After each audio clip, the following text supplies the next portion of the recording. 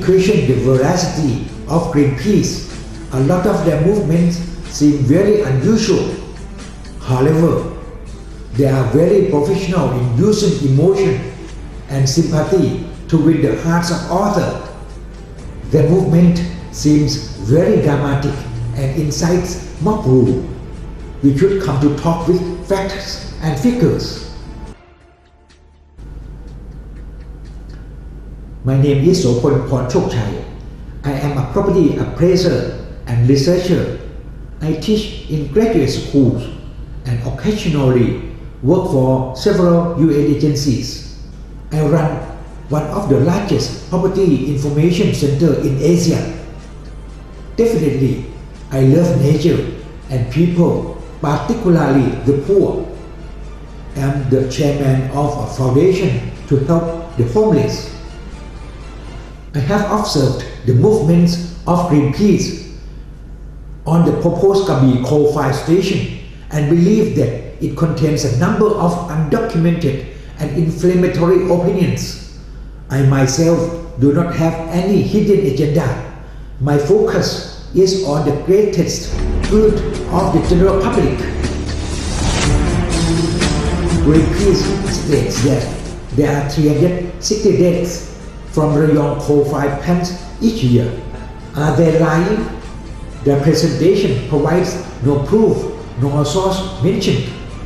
I conducted some research and found that in 2003, the proportion of inpatients nationwide caused by cancer, hypertension, heart disease, and respiratory systems were 20% and slightly increased to 21% in 2013, whereas it was only 18% in Rayong in 2003 and slightly decreased to 17% in 2013.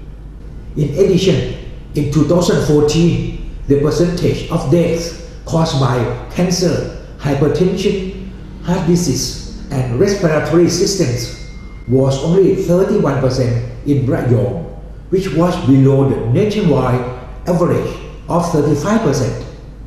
According to the field survey of dwellers in Mataput, in 2012, only 8 died from all types of pollution in the area. The figures of Greenpeace are an exaggeration. In the propaganda photo of Greenpeace, it said that there was no future for coal.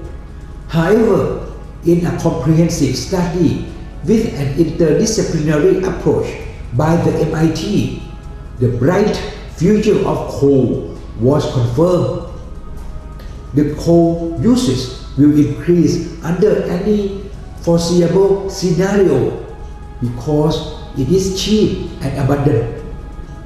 Nowadays, they use bituminous coal, not lignite sources anymore.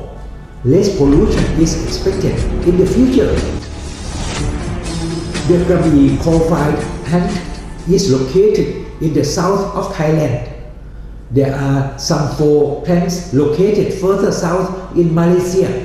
The Mentum plant is located nearby luxury resorts and communities. It is also by the sea, only 455 kilometers away from Krabi. The Jima plant, which is also located next to a town, and there are quite a number of luxury resorts and hotels nearby. For example, the Avani Sepang Gold Coast Resort is located a few kilometers from the plant, but pollution might not be the problem. According to the reviews of guests, there are no complaints on existence and the close proximity of the plant. In comparison, Jima plant is located by the beach, whereas Krabi plant is some 10 kilometers off the beach. In 2009, there were some worries about this plant, but now people are confident with the safety of the plant. Krabi plant with bituminous coal and better technology will provide safety to the public. This is why the voice against coal can hardly be heard anymore. KPAR plant is the third example. It is located some 56 kilometers from Kuala Lumpur.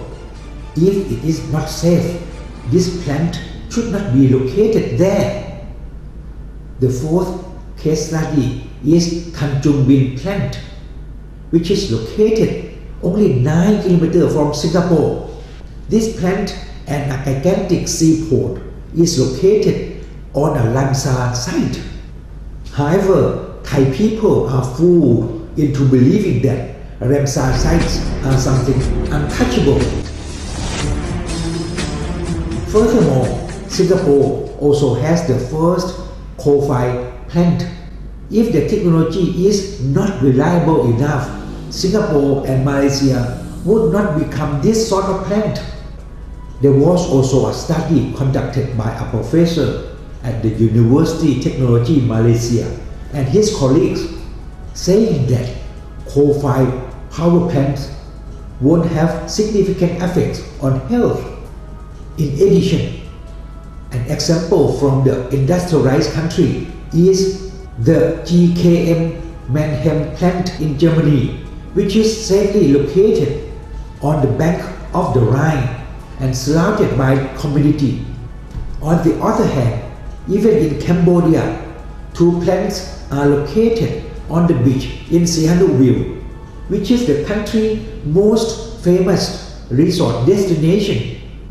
In the case of Krabi plant, it was in operation from 1964 to 1995 with lignite, which was a lot lower quality coal than bituminous. However, the number of luxury resorts has increased over time.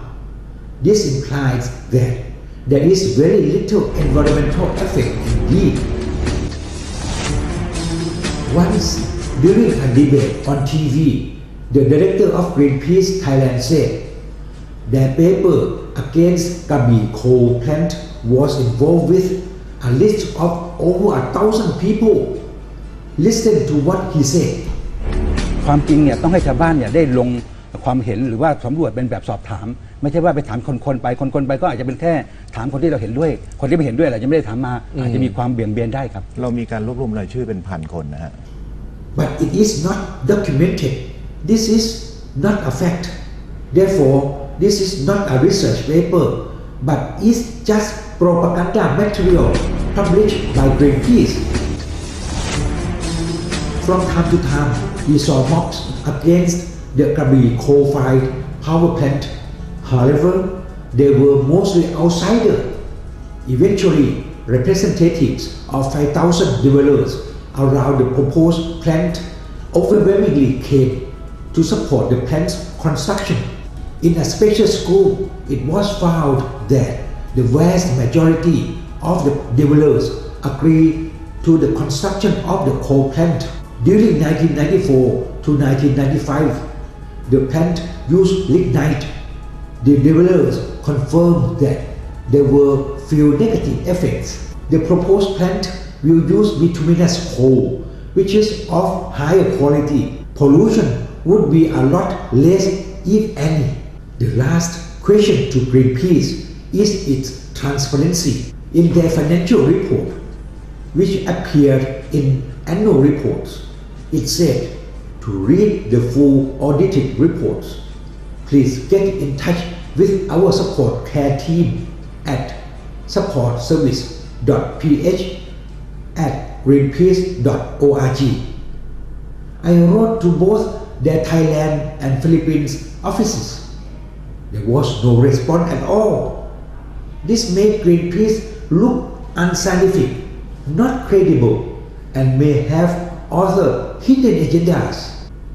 In brief, coal power plants could live with communities. This has been proved worldwide.